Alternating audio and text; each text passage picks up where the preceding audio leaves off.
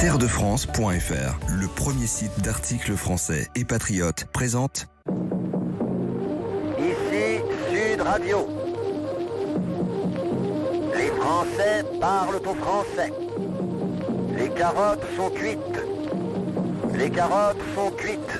Sud Radio, Berkoff dans tous ses états. André Berkoff, Céline Alonso.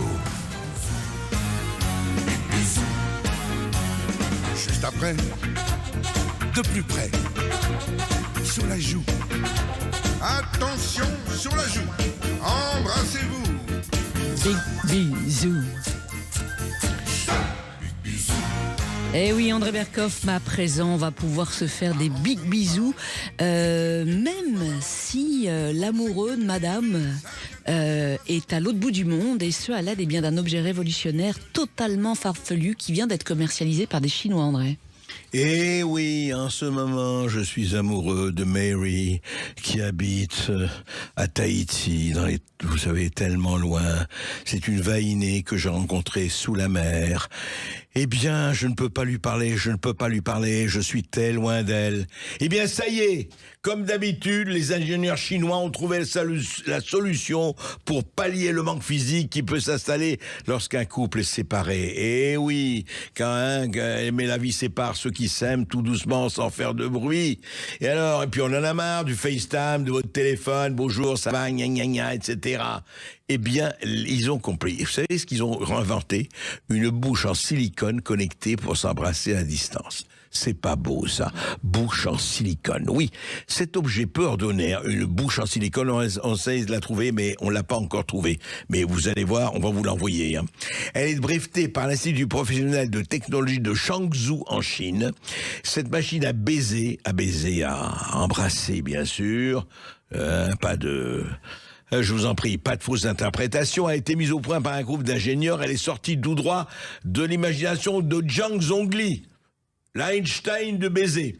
Un étudiant qui vivait en relation à distance avec sa petite amie, eh bien l'appareil se présente comment? Alors, sous la forme d'une bouche en silicone qui peut se greffer sur un smartphone et se connecter via Bluetooth. Vous voyez, c'est très simple, vous avez la bouche en silicone, vous avez votre smartphone, eh bien vous la connectez via Bluetooth et l'application mobile permet ensuite de relier votre appareil à celui de votre amoureux ou de votre partenaire qui aura fait la même chose. Voilà.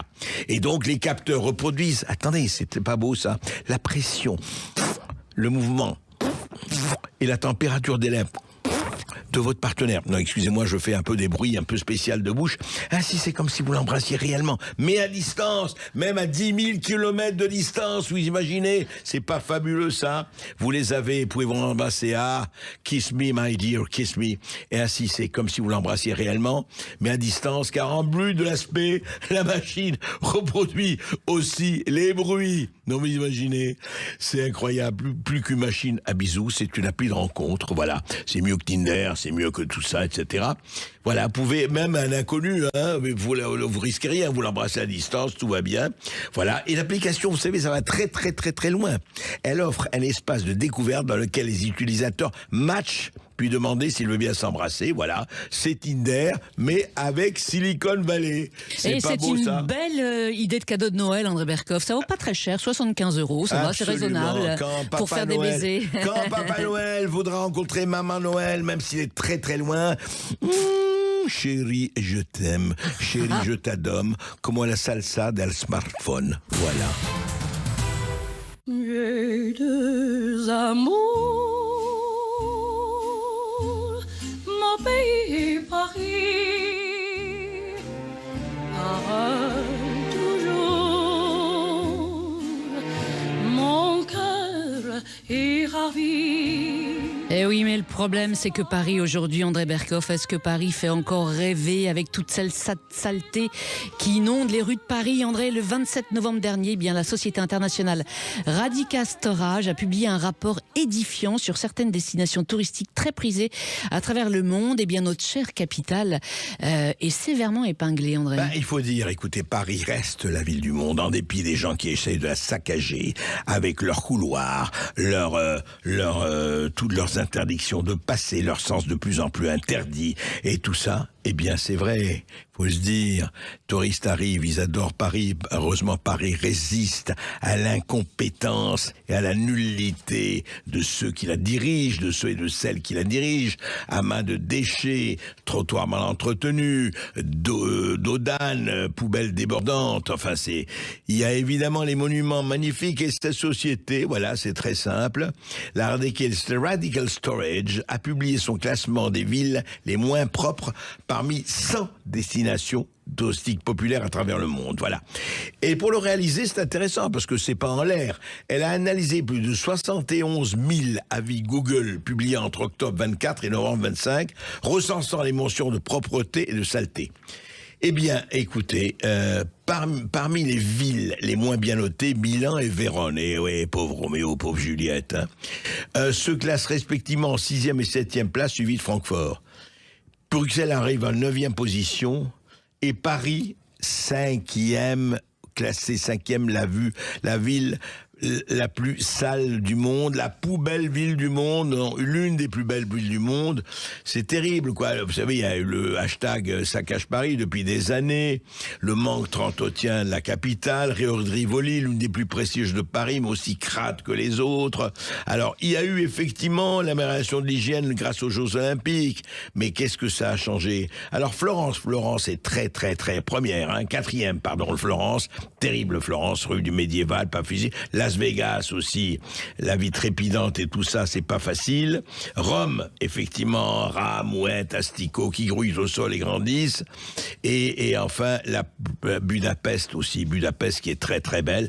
Mais enfin, Paris, franchement, mais est-ce que c'est normal que Paris soit dans certains quartiers, regardez, mais allez rue de Rivoli, mais allez aussi au Champ de Mars, mais aussi dans le 19e, allez aussi, c'est pas possible, ces espèces d'amas d'ordures, etc., qui traînent. Je ne parle pas des rats, je ne parle pas de tout ça, et je ne parle pas des cyclistes qui vont en sens interdit, qui brûlent les feux rouges et tout. Enfin, c'est hallucinant que ça reste comme ça, mais voilà, c'est ça. Il y a le budget d'un côté qui part en lambeaux, et puis Paris, on aimerait qu'il ne parte pas en lambeaux, vraiment. Ma vie a été plusieurs vies. She was a dancer, she was a model, an actress, a singer. Bordeaux was definitely an iconic image.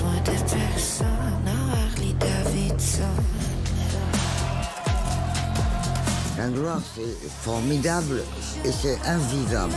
Bande-annonce du documentaire sur Brigitte Bardot, André Berkoff, qui vient de sortir en salle. Ce film d'Alain Berliner et d'Elora Thévenet revient sur sa carrière et ses nombreux combats.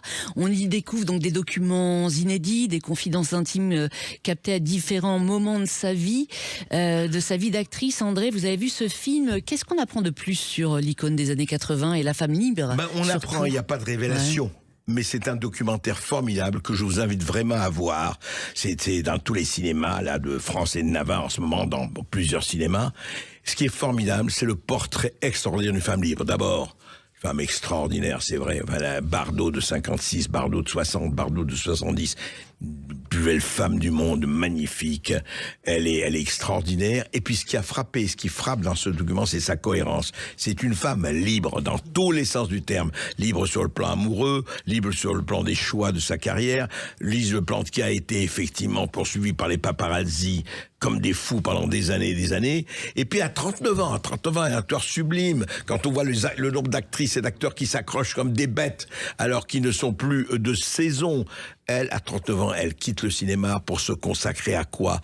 Aux animaux, à la sauvegarde des animaux. Et jusqu'à aujourd'hui, elle a 91 ans, elle continue à s'occuper du sort des animaux. Bardot, c'est la véritable liberté en marche, liberté en exercice. Et la liberté, la beauté qu'elle avait, c'est un symbole. C'est notre dernière grande star internationale.